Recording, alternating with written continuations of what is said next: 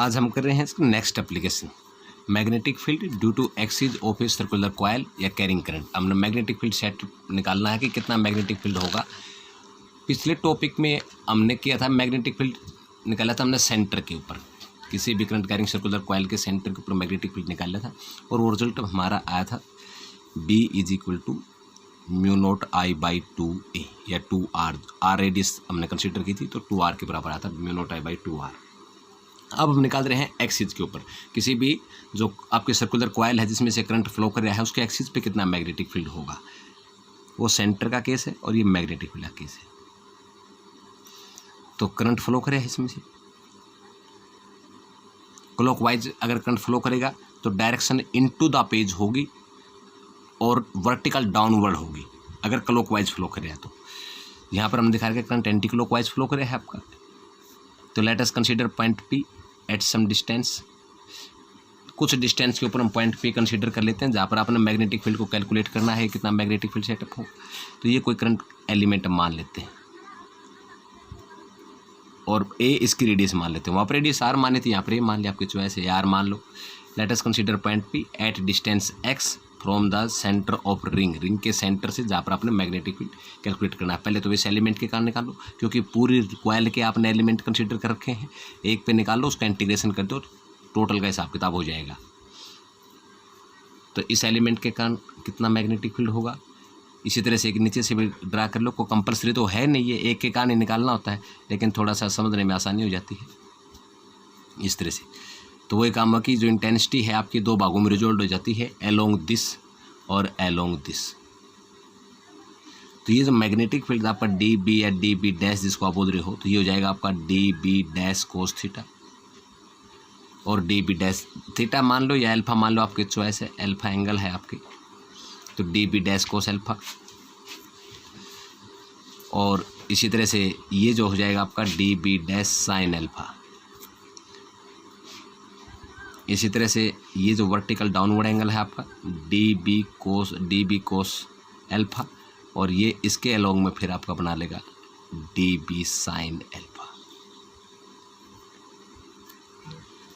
इसको भी आप करना चाहो तो कर सकते हो इस तरह से।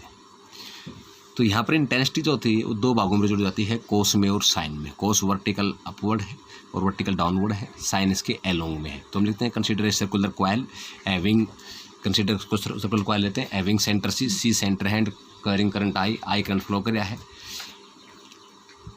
अब हमने करना क्या कि P पॉइंट के ऊपर जो हमने ऐसे कुछ डिस्टेंस के ऊपर पॉइंट P मानना है, यहाँ पर आपने मैग्नेटिक फील्ड निकालना है कि इस करंट कैरिंग कॉइल के कारण कितना मैग्नेटिक फील्ड होगा। पहले इस एलिमेंट के कारण निकाल लो, उसके बाद इंटीग्रेशन कर दो, टोटल निकल जाएगा आपका। तो पहले मैग्नेटिक फील्ड निकालते हैं B at P due to element या करंट एलिमेंट के कारण कितना मैग्नेटिक फील्ड आपका सेटअप होगा। तो निकाल रखे आपने अकॉर्डिंग टू बैट-सेविट लॉ के अकॉर्डिंग। तो DB होगा μ0/4π ideal sine theta by square of distance. वो आपने देखना है, आप निकाल रहे हो इस एलिमेंट के कारण, यहीं पर ये मिस्टेक होती है। तो DL साइन थीटा के बराबर। अब ये डिस्टेंस जो है आपकी यहाँ से यहाँ तक की ये R है, मान के चलते हैं। आपने देखना ये है कि किसके कारण निकाल रहे हो और किस पे निकाल रहे हो। तो इनटू में R का स्क्वायर, विशेष ध्यान रहे, हमने इस डिस्टेंस को R मान लिया। तो इस एलिमेंट के कारण निकाल रहे हैं P पॉइंट पे, तो DB = μ0/4π ideal sine theta by R का स्क्वायर। इसी तरह से फिर सेकंड एलिमेंट के कारण भी निकालना चाहो आप, DB डैश वही μ0/4π ideal sine theta by R का स्क्वायर। तो एक बात क्लियर हो गई कि जितना मैग्नेटिक फील्ड आपका XY एलिमेंट के कारण है उतना ही X dash Y dash element के कारण होगा, यानी DB बराबर है DB डैश। तो जब दोनों एलिमेंट के कारण आपका मैग्नेटिक फील्ड इक्वल आ गया तो फिर हम करेंगे क्या, एंगल के ऊपर चले जाएंगे। तो ये जो मैग्नेटिक इंटेंसिटी है वो दो भागों में रिजॉल्व हो जाती है, साइन में और कोस में, यानी DB कोस अल्फा और DB sine alpha. DB sine alpha, जो कोस अल्फा है वो वर्टिकल अपवर्ड भी है और वर्टिकल डाउनवर्ड भी है, इक्वल मैग्नीट्यूड है और अपोजिट डायरेक्शन उनकी, तो वो कैंसल आउट हो जाएंगे। तो here DB cos alpha total कर दिया मैंने समेशन में लेके = 0 because sum of equal and opposite component. Equal and opposite component के बराबर हो गया। कोस ने तो हाथ खड़े कर दिए, कौन सा बच गया, साइन। तो DB बराबर है साइन अल्फा के बराबर, तो DB cos alpha = 0। D B sine alpha. Now जो रिजल्टेंट इंटेंसिटी वो आपको डी बी साइन अल्फा आपको निकाल के देगा। तो डी बी तो है आपके पास, small amount of magnetic field तो निकाले थे क्या आपने, mu not upon 4 pi ideal by square of distance R square into में साइन अल्फा। ये भी साइन अल्फा की वैल्यू और निकाल लो। थीटा के सामने परपेंडिकुलर बटे में हाइपोटेन्यूज साइन बन जाएगा आपका, तो ए बाई आर आपका साइन हो जाएगा। तो यहाँ से हमने निकाल लिया mu not upon 4 pi I d l by r square into में साइन अल्फा, जिसकी value a by r put कर लिया हमने। तो साइन अल्फा निकाल दिया यहाँ से ए बाई आर के बराबर। अब थोड़ा सा इसको और अरेंज करो आप, पहले तो इसको इकट्ठा कर लो। तो mu not upon 4 pi I d l a by r का क्यूब, आर स्क्वेयर ही था, आर का क्यूब हो जाएगा। इतने कर क्या इस करंट एलिमेंट के कारण जो मैग्नेटिक फील्ड आपका सेटअप हो रहा है पी पॉइंट पे, लेकिन हमने तो निकालना पूरी इस लूप के एलिमेंट कंसीडर करके हैं। तो टोटल मैग्नेटिक फील्ड के लिए आप क्या करोगे, इसका इंटीग्रेशन करोगे। नाउ इंटीग्रेटिंग दिस इक्वेशन, तो इंटीग्रेशन अगर आप इसका करोगे तो कर लो फिर। तो टोटल जो मैग्नेटिक फील्ड होगा mu not I upon 4 pi are cube, mu not I upon 4 pi are cube into में ए को आपने बाहर ले लिया, अंदर बच आपका डी एल। तो डी एल टोटल लेंथ कितनी होगी इसकी 2 पाई है।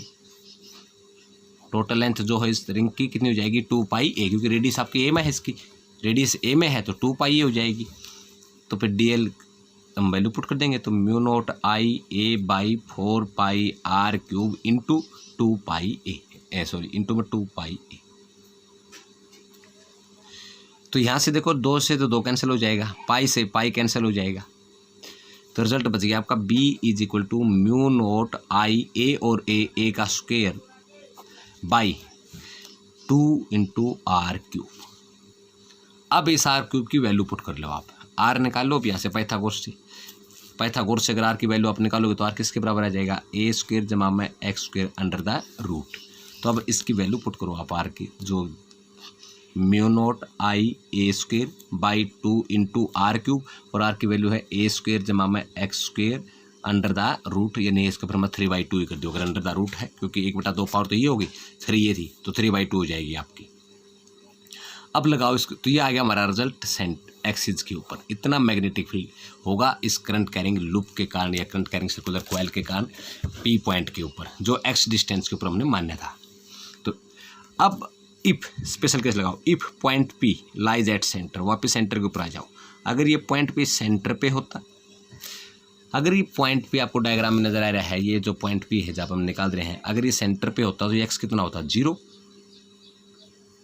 तो उस स्टेज के ऊपर एक्स हो जाएगा आपका 0। अगर एक्स 0 है तो इसमें पुट करो आप, तो B is equal to mu not I a square by 2 into a, x तो 0 हो लिया तो ए की स्क्वायर की 3/2, तो ए की स्क्वायर की 3/2 इससे कैंसिल हो जाएगा, तो ए की क्यूब आपकी बच जाएगी।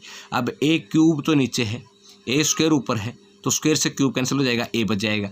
तो B is equal to mu not I by 2, एक ए आपका बच गया जो कि नीचे क्यूब है ऊपर स्क्वायर था, तो ये रिजल्ट वही फिर आप आ गया म्यू नॉट आई बाई 2 ए। और यही हम सेंटर पर पहले निकाल के आए थे, B is equal to mu not I by 2, वहाँ पर रेडियस आर थी और यहाँ पर रेडियस ए है। तो ये आपका एक्सिस का केस है, एक्सिस निकालो और सेंटर का उसके ऊपर आप स्पेशल केस लगाते हो। अब वही अगर n नंबर ऑफ टर्न्स हैं तो n तो मल्टीप्लाई करा दो, यहाँ पर भी करवा लो, आपसे यहाँ पर भी करवा लो, तो म्यू नॉट एन आई ए बटे में 2 हो जाएगा। अब एक बात का थोड़ा सा ना इसको अरेंज भी किया जा सकता है, जैसे हमने यहाँ पर काटापीटी की है स्टेटमेंट के अंदर, ये काटापीटी अगर आप इसको ना 1 सेकंड के लिए कैंसिल आउट ना किए जाए पाई से पाई, तो फिर ध्यान से देखो ना आप, देखो बाकी स्टेटमेंट तो आपकी क्यों रहेगी, मैं कुछ थोड़ा सा इसके बारे में थोड़ा अलग बता रहा हूँ। पाई ये है और ए ये है और ए ये है, तो पाई ए स्क्वायर बन जाता फिर यहाँ से, और पाई ए स्क्वायर हो गया इसका एरिया, और आई हमारा बचा हुआ था ए इंटू आई, और एन अगर नंबर ऑफ टर्न्स है एन से और मल्टीप्लाई करा दिया जाए तो ये मैग्नेटिक डायपोल मोमेंट भी हो जाता है, जिसको हम एम से भी रिप्रेजेंट करते हैं। तो ये ऐसे भी किया जा सकता है, अगर आप इसको कैंसिल आउट ना करो तो इस फॉर्म में भी लिखा जा सकता है, और ये मैंने करके भी दिखा रखा है कि ए और ए एरिया का स्क्वायर, पाई ये है पाई एरिया स्क्वायर, तो ये एरिया बन जाएगा, आई इसमें इसका एन नंबर ऑफ टर्न्स हो, तो मैग्नेटिक मोमेंटम एम से भी हम इसको रिप्रेजेंट कर सकते हैं। तो ये थी हमारी एक्सिस ऑफ रिंग की। अच्छा, एक बात का ध्यान रहे थोड़ा विशेष इसमें कि जब हमने ये केस इलेक्ट्रिक फील्ड के केस में किया था, मैंने बोला था कुछ करैक्टर सिमिलर है, कुछ करैक्टर डिफरेंस है, और जो आप यूनिट पढ़ते जाओगे तो दोनों की कंपैरिजन भी होती रहेगी कि क्या क्या डिफरेंस और क्यों डिफरेंस है वो। जैसे कि तुमने वो पढ़ा था कि stationary charge electric field produce करता है लेकिन मैग्नेटिक फील्ड नहीं। एक सिमिलरिटी भी पढ़ी थी कि दोनों इनवर्स स्क्वायर का ओबे भी करते हैं। इसी तरह से जब हमने ये एक्सिस ऑफ रिंग के केस का हमने किया था इलेक्ट्रिक फील्ड में, तो ध्यान रहे वहाँ पर एंगल भी उल्टे बने थे आपके, जहाँ पर कोस है वहाँ पर साइन था और साइन है वहाँ पर कोस है, तो वहाँ पर साइन कैंसिल होकर कोस ने रिजल्ट दिया था और यहाँ पर कोस कैंसिल आउट होकर साइन ने रिजल्ट आपका दिया है। बाकी सारा का सारा लेक्चर सेम ही होगा, यूँ है।